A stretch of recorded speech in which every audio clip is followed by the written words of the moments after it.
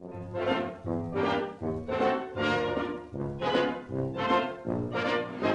evening, ladies and gentlemen. I'm Fred Lumsden Fearing. Shucks.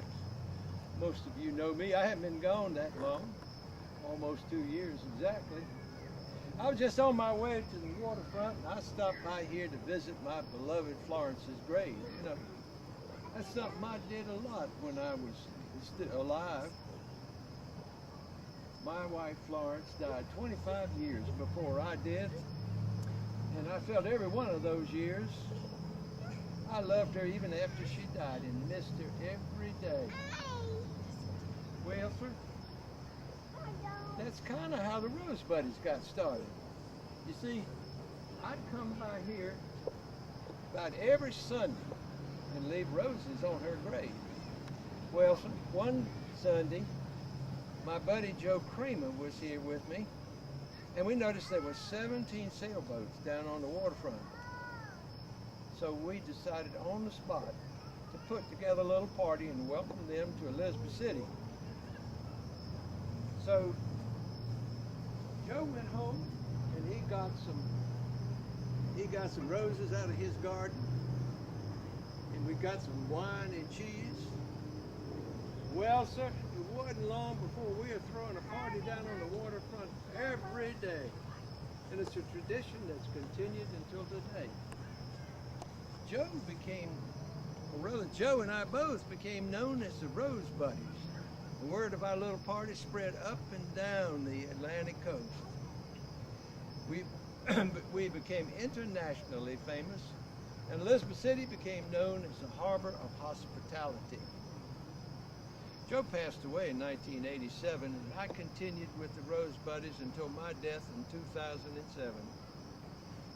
You all remember Willard Scott? He was the weatherman on the Today Show. Yeah, well, Willard came by here for a visit in 1985, and he was so impressed with what we were doing, he gave us our first golf cart. Well, I'm happy to say that the Rose Buddies was continued by a devoted group of Elizabeth City citizens until today, and that does my heart good. You know, I was also known as Elizabeth City's unofficial historian. I could tell you most anything about the history of Elizabeth City and the people who used to live here, and that was very helpful for the folks who were putting together the Ghost Walk. And you know something? I touched on a little bit of history myself when I was a young boy.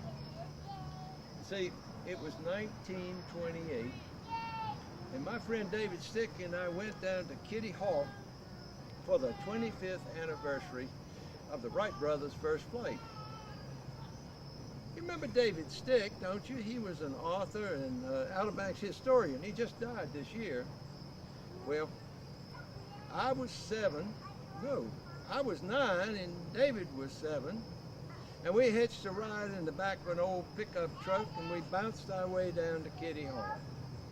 Well, sir, that was some adventure for 2 young boys. We got to see a reenactment of the first flight, and we actually shook the hand of Orville Wright. And you know, we got noticed by this young woman who felt sorry for us when she saw us bounce around in the truck so much, and so she jumped up in the truck with us and she put her arms around us, kept us from bouncing so much. That young woman turned out to be Amelia Earhart.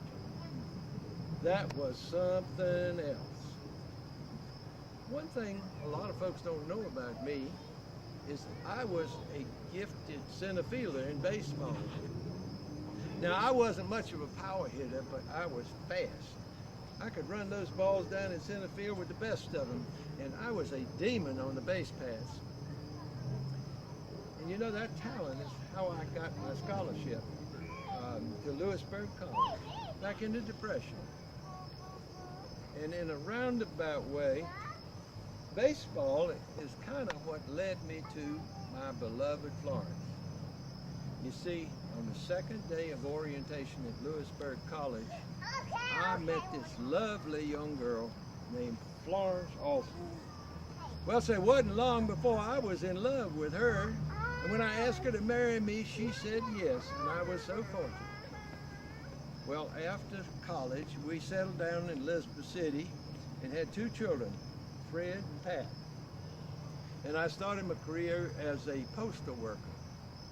Delivered the mail for 35 years. But I didn't stop playing baseball, no sir. I played in the Albemarle League for many years. And I coached Little League baseball teams all around town. And for 17 years, I was the announcer for the Elizabeth City High School baseball team. Well, I've got to get on down to the waterfront and meet the boaters, so I need to say good evening to y'all and to my beloved Florence. Florence, I'm glad we're not apart anymore. But y'all see, I'm right here with her now. So as I say to the boaters, y'all come back here and tell them where you been. So good evening.